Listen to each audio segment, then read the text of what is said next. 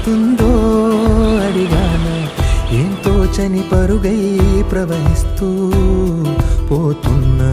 ఏం చూస్తూ ఉన్నానే వెతికానా ఏదైనా. ఊరికెనే చుట్టూ ఏవేవో కనిపిస్తూ ఉన్నా.